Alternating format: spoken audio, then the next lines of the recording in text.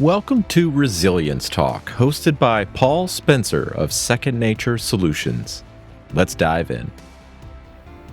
Well, here we are. We're on the last one, number 8. Number 8 of the key evaluators that we've been talking about within the ownership series.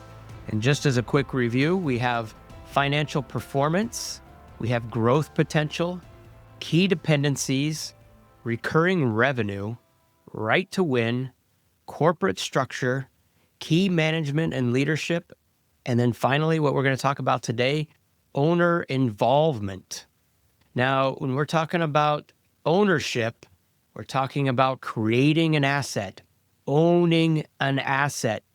And I know we've said this over and over again, but it's really important to have the lens that your business is an asset. So when we think about our family's on one side and our business is on the other, the business is temporary. The family is forever. You've heard me say that before. Family is forever. The business is temporary. But the business is also an asset. And so at some point in time, I do not have the capability to run and own the business, either because of health, because what we'll talk about, I get bored, or just because I'm getting older and I have, hopefully, those around me to succeed and run the business, or I'm going to sell the business. And so at any point in time, from beginning the business to wherever that decision has to be made or is made, you want to be fueling the value of your company, of the business that you've spent so much time, so much effort, so much money into building. And it's a joy of your life, hopefully. It's a big accomplishment, hopefully. It's something that you're delighted to share and something that you're proud to have created, and potentially maybe even a legacy that you have instilled within, not just within yourself or your family members, but also within your employees and their families. All right, so when we're the owner, that's the mentality that we have and that we would want to have as the owner. And the question that's going to be asked as a potential buyer is, how does the business perform without the owner? So how does the business run without you? Is the business operating with a management team, with an executive team, or is the owner involved in all aspects of decision making? Now, you've all been there before where at certain points of the business, and sometimes, I know we've talked about this already, but sometimes that's 10, 15 years in to owning the business, you're still very much heavily involved with all aspects of decision making. All things come through you, and all approvals go through you. And if some of those decisions skip you or don't make it to your desk and are made and they go poorly, you make it known that all things come through me. So there is a time for some of those things. There might be a certain time in your business where that makes sense. There might be certain specific decisions that make sense in that way, but you're watering down the value of your asset. And really, when you get towards the end of making the decisions to sell, the buyer is going to reduce a lot of value from your business if you are the only one who knows how to run it, who knows how to make the decisions. So we're going to talk about a few things here. Another question is around the worth of your business. So this is just another phrase. I'm just going to read this. The business is only worth what it can make without the owner, right? So if you're not available for 1 week, can the business run? What about a month? What about 1 year? What about 3 years, right? It gets a little more difficult when we get to the 1 week. For sure, I take 1 week off. Well, do you? Are you still involved with decision making? Are you still checking emails? Are you still responding and replying to customers during that week when you're on vacation? What about that month? I would bet a good portion of you have not taken a solid month, 4 straight weeks off as an owner. And then you probably can't even visualize or conceptualize what it would look like to take off a full year. And you may not want to. And that's okay, because you love running the business. You love what you do. You love being involved. But again, that's a distinction. The distinction is, can your business run without you? Right? Can it run? Can it make those decisions on its own without you around? So here might be some scenarios you want to think of. So, and these are things that I've seen many, many times working with all of you. So there is no management. And what does that mean? That means maybe you're a $3 million business, but the owner does everything. Maybe you're a $5, $6, $7, $8 million business, and all decisions flow through you, right? When I say there's no management, this is that scenario, the no management scenario. And what that means is there's no second in command. There's nobody that you've delegated and empowered to make decisions on your behalf. And in this scenario, employees tend to be order takers, not decision makers. So you've essentially trained them through your culture with no management that in order for me to decide on what to do with this particular customer or this particular project, that I need to go through you as the owner. And so employees learn that fairly quickly. They're very, very quick to learn that there's no point on me trying to decide, and there's no point on me trying to figure this out. I'll just go talk to Paul, and Paul will tell me what to do. And that's an order taker mentality. And maybe sometimes, especially when you get down to the lower side of the business, meaning the revenue. So we're in this, as if you're a startup, right? You're in this 800K to 1.5 million, and even probably maybe even up to 5 million. The owner is working 70, 80, maybe even 100 hours a week. And that lives in the no management realm. There may be some of you that are owning and running a $12 million business and spending a significant amount of time at work or on the work. Now, it doesn't mean that you can't enjoy the 70 hours and work a lot of hours towards your business. But if you're there because the business will not perform or run without you there, that's a red flag for a buyer. So here's another scenario: weak management. So the weak management scenario, right? This is where the owner is basically playing 3 different executive roles. They're the CEO, they're the operations person, they're the sales director, right? And you may have hired what we would call a number 2. For some of you, call it a GM. Others would call it a president, or some of you don't want to hire a president or a GM, so you call them the VP.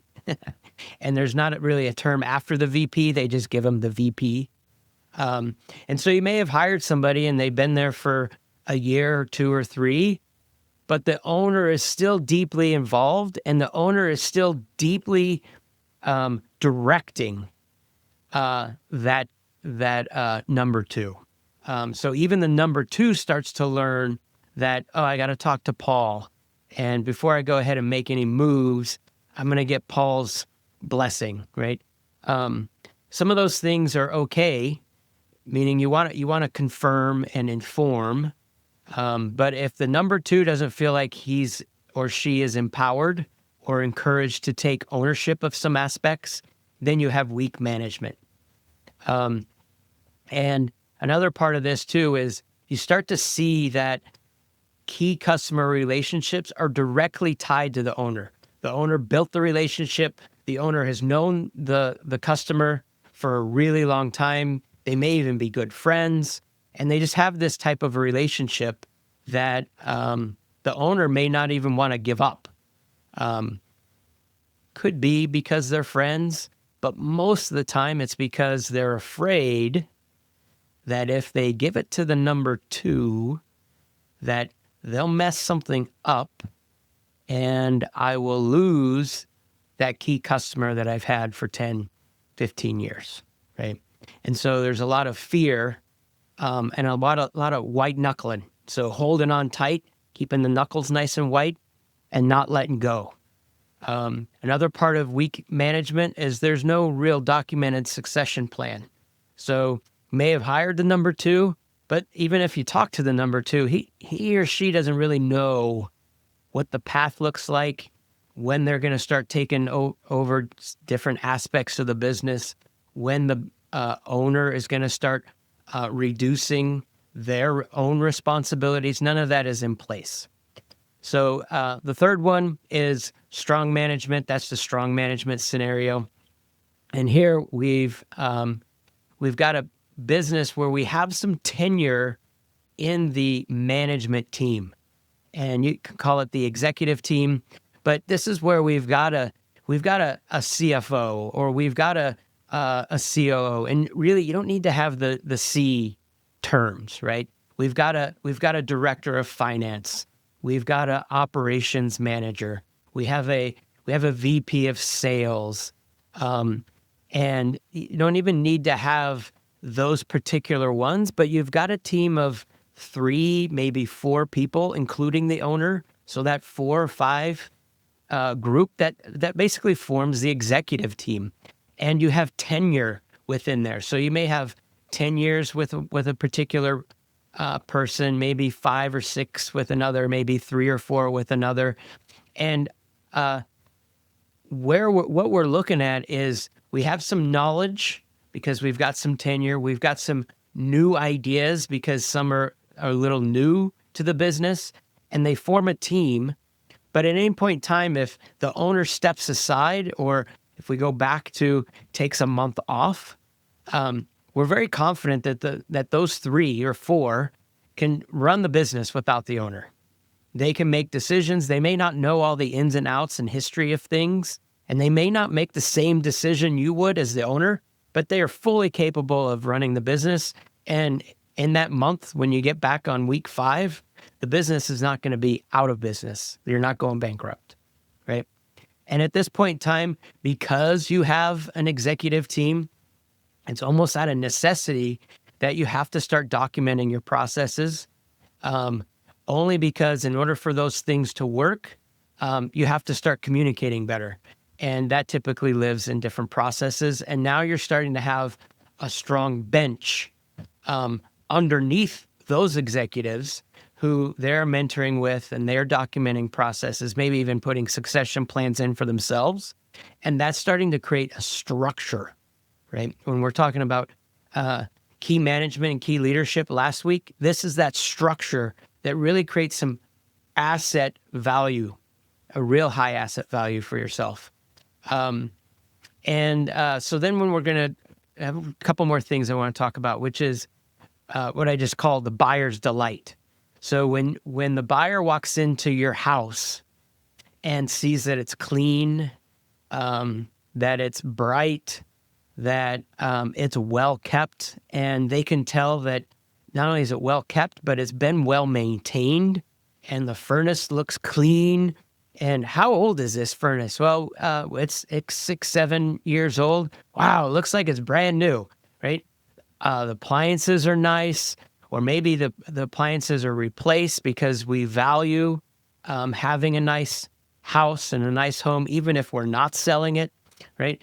That's a buyer's delight. They walk in, they're like, oh, I love this place. I love it. I'm willing to pay for this home. So that's the buyer's delight. And so some of these tests, I always call them tests, but from a buyer's perspective, if they get to hear that the owner says, honestly, I'm bored. The team basically runs everything. I've accomplished what I want to accomplish. I've set the vision, and the vision is played out, and the team is actually much stronger together than anything that I can do. And they have way different visions, different innovations, and they're moving this company beyond what I could have ever possibly dreamed. That's buyer's delight, right? Another part of the board test is the owner's taking some time off, right? They're taking 6+ weeks off annually. I have a client of mine, we were going through that and just kind of reflecting, and he's like, one of those years we talked about sabbaticals, and I was able to take off 15 weeks, right? 16 weeks. I think one year even got up to maybe 18 weeks. Is he absent from running the business? No, not at all. He owns the business. He governs the business. But that's a different mindset than running the business. And it's totally doable. And I'll tell you, I know I'm calling this the board test. He's not bored. He's loving it way more than when he was running it, even though he's skeptical that he could govern the business and not run it. So these things are possible. And in those cases, the owner is able to focus on key strategic initiatives and to be able to think and network and talk about these things and move the company 2, 3, 4 factors forward than they ever could if they were in the daily operations. Again, buyer's delight. So I already talked about this a little bit, but long tenure and a deep bench. So when you've got tenure inside your management team, your executive team, and tenure is not always about 30, 20 plus years. It's more in that sweet spot, which is more like 8 to 12 years.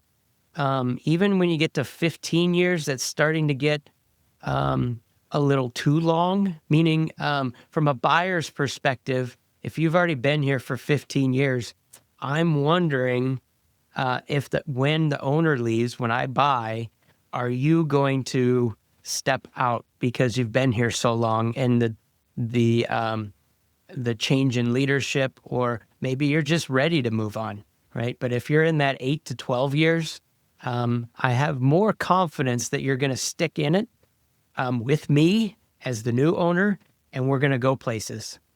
And then another one about the deep bench is you're looking to have 2 or 3 direct reports under each one of those managers that you haven't, that them again as the owner, that could step up and take those spots. Do they have to? No, but we're grooming them, we're mentoring them, we're training them, and we have a nice deep bench, long tenure that is high value to a buyer. So we've already talked about this, documented and transferring knowledge. That looks like, what does that look like? It looks like playbooks, operation manuals, process documentation. It doesn't mean a thick, big binder of 30 binders on how to run the business, but it is direction, and it is visual, and it is transparent, right? And those are the playbooks on how the business runs, regardless of the people. It establishes the roles, establishes the processes within the roles, and then establishes the processes between the roles, the interactions over the actions, as we say, right? There's likely a CRM that has detailed customer history, very important. You have regular training programs for new employees as part of onboarding, but also as part of ongoing training for all employees. That could be on the management side, could be on the strategic side, could be in the tactical side of how we do the work. And so when you have all of those things, the buyer knows that you have systems over people for critical functions. And what does that mean? That means I still value Paul as the VP, but I know that behind Paul are well-documented processes and playbooks. And that is how I know that this system is going to run, meaning this business is going to run regardless of Paul. Not that I'm discounting Paul, but again, I'm looking to mitigate my risk as the buyer. And as an owner, you should be doing the same thing. It's very, very valid for you as well as the owner that if Paul leaves and we don't have those things documented, those playbooks there, then I have valued Paul over my systems and processes, and we want to reverse that. All right, so then the last thing is leadership has skin in the game. So again, buyer's delight knows that I've got some long tenure, I got a deep bench, I've got an owner who's just focused on strategic initiatives, I've got documentations and transfer knowledge in place, I've got the playbooks, I have systems over people. But now I have some of those key employees that we talked about last week. They also have some kind of profit share. Maybe they may even have equity, although I tend to try to reduce the amount of equity as owners as an advice. You built it. You put the sweat and equity in it. You put your family into it.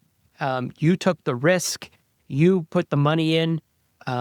Keep as much equity as you can is my philosophy. But you can definitely get through that with key employees with profit shares and different types of compensation plans for sure. There could be some retention bonuses maybe that are built into any kind of deal as far as a purchase or an M&A. And then the other thing too is when leadership has skin in the game, they're excited about new ownership, right? They don't see it as a bad thing. They don't see it as something that's going to be a detriment to them either personally or their careers or to the company. They're excited because why? Because we know how things are running. We are excited about bringing somebody in and seeing what kind of ideas they have and how they affect our systems and processes. And let's go forward. There's so many fun things that involve with new energy, new people within any kind of structure that we have. Either that's at the team level, at the management or executive level, or even lives up in the ownership level as well. So anyway, this is the last evaluator. It's the one that you want to be thinking about for yourself, maybe even kind of recommend or encourage you to think of it a little selfishly. And some of you do have a hard time of thinking of it selfishly, but really put it into the frame of you. What do you get out of spending some time away from the business? What do you get by bringing on one or two new executives, mentoring and guiding them and letting them run the business? They'll make different decisions that you ever would have made. They'll take the business in different directions and let that be okay. Of course, you govern and you keep them within some specific boundaries. But those are things that for yourselves, you can gain a lot more understanding and enjoyment of just owning a business. It's a new level. It's an elevation for you as an owner. And I would encourage you to be thinking of that sooner than later. You can't, time, right, is fleeting. Time can't get it back. So the sooner you start it, the better off you'll be. And looking forward to hear some comments from you guys. I've already got some awesome feedback from the different valuations. A lot of people were responding back on the corporate structure, a lot of things on right to win, good conversations on that. So always reach out to me, send me an email, reach out on LinkedIn, and we'll get back with you later. Thank you. Bye.